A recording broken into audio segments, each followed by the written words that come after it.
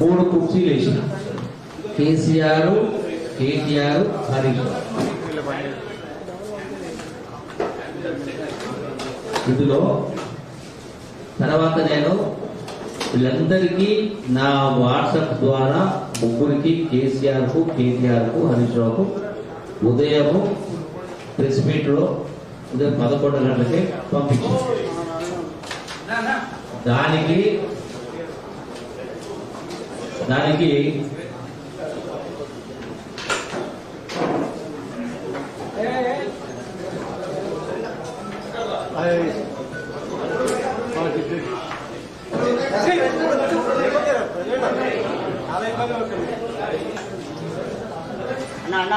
అయితే హరీష్ రావు జవాబు పంపినా చెప్పింది. ఏముంది జవాబులో?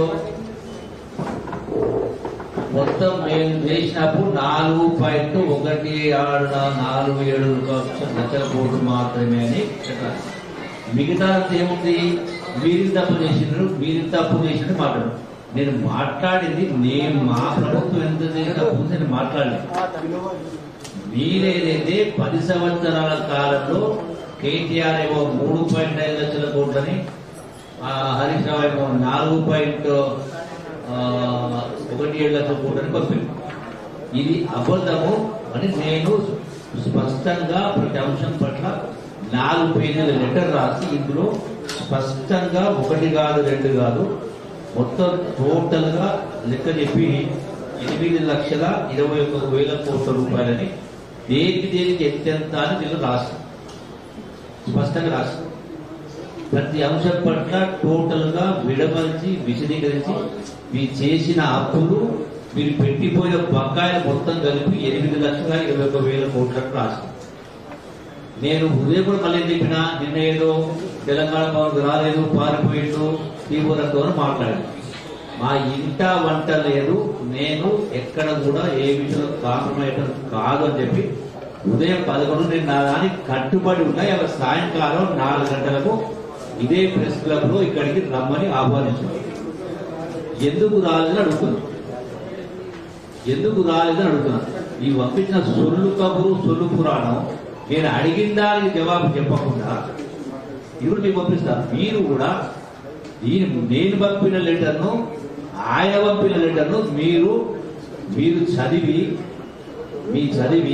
దీనిపైన మీ విశ్లేషణ రాయండి. నేను అడిగిన దానికి సమాధానం చెప్పకుండా దాటేసి మేము 4.17 లక్షల కోట్లు అంటే నేను ఎప్పుడెప్పుడు దేనికి ఎంత రాసినప్పుడు దానికి అదే విధంగా సమాధానం రాయాలి కదా. ఈ ప్రశ్నకు జవాబు అంటే ఇది ఫెయిల్ అయినట్ట, పాస్ అయినట్ట అని నేను అడిగింది ఏంటి, మీరు జవాబు ఇచ్చింది ఏంటి?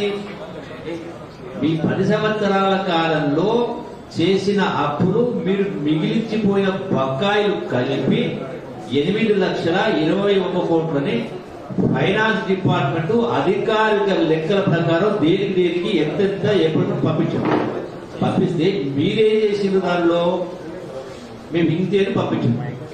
అయితే మీరు కార్పొరేషన్ ద్వారా తీసుకున్న అప్పును ఇది మా ప్రభుత్వం చెయ్యలేదని మళ్ళీ చెప్తే, మీరు కార్పొరేషన్ దేని తీసుకున్నారు? కాళేశ్వరం కార్పొరేషన్ మీద అప్పు తీసుకున్నారు. కాళేశ్వరం కార్పొరేషన్ పైన ఏం చేసింది? కాళేశ్వరం అప్పు తీసుకుని కాళేశ్వరమో పాలన ఇరిగేషన్ ప్రాజెక్టు కట్టింది. ప్రభుత్వం అప్పు కట్టదు, కాళేశ్వరం ప్రాజెక్ట్ కార్పొరేషన్ కట్టదు అంటారు. కాళేశ్వరం కార్పొరేషన్ ఆదాయం ఎక్కడిది? కాళేశ్వరం కార్పొరేషన్ ప్రాజెక్టు కట్టించింది అంటే ఆ ఆదాయం ప్రజల నుంచి, రైతుల నుంచి ఆ డబ్బులు వసూలు చేస్తారని అడిగిన. దానికి సమాధానం లేదు. సమాధానమే దీనికి మాట్లాడలేదు. అట్లాగే మంచినీటికి సంబంధించి మిషన్ భగీరథ పైన సుమారుగా 40,000 కోట్ల రూపాయలు అప్రాక్సిమేట్లీ, సబ్జెక్ట్ టు కరెక్షన్. ఈ యొక్క మిషన్ భగీరథ తీసుకున్న అప్పు పైసలు ఎవరు కడతారు? ప్రభుత్వం కాదా? మీరు కట్టారు కదా.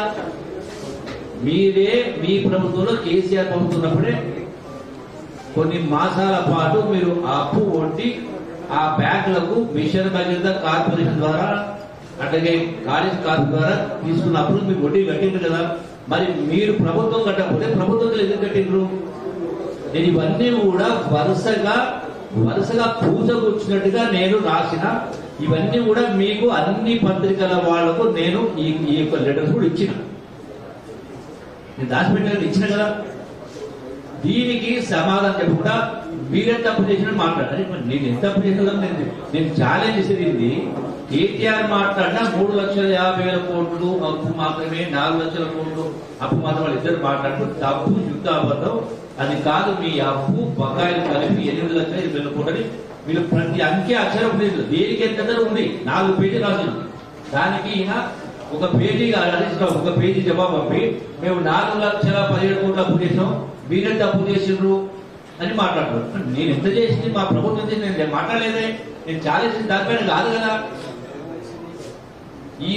అట్లాగే ఈ ప్రభుత్వం కూడా 2,08,681 కోట్ల రూపాయలు వడ్డీ కట్టింది. ఈ ప్రభుత్వం వచ్చిన తర్వాత, కాంగ్రెస్ ప్రభుత్వం వచ్చిన తర్వాత 2,08,681 కోట్ల రూపాయలు వడ్డీ కట్టింది.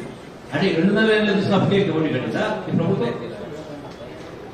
అంటే అందుకే పలాయనవాదము, పొడుగు మాటలు, లావు మాటలు, 6 ఫీట్ల మాటలు కాదు మాట్లాడాల్సింది. నేను అడిగిన దానికి సూటిగా సమాధానం చెప్పకుండా దొంగతలు సమాధానం చెప్పి పారిపోయిండు. వారిని ఎవరు పారిపోయిండు? కొద్దిగా సిగ్గుసరం ఉండాలి, మాట్లాడితే మధ్యస్థితి ఉండాలి. మీరు ఈ రోజు కాదు ఏ రోజు కూడా నన్ను మీరు తప్పు పట్టలేరు, నన్ను ప్రశ్నించలేరు.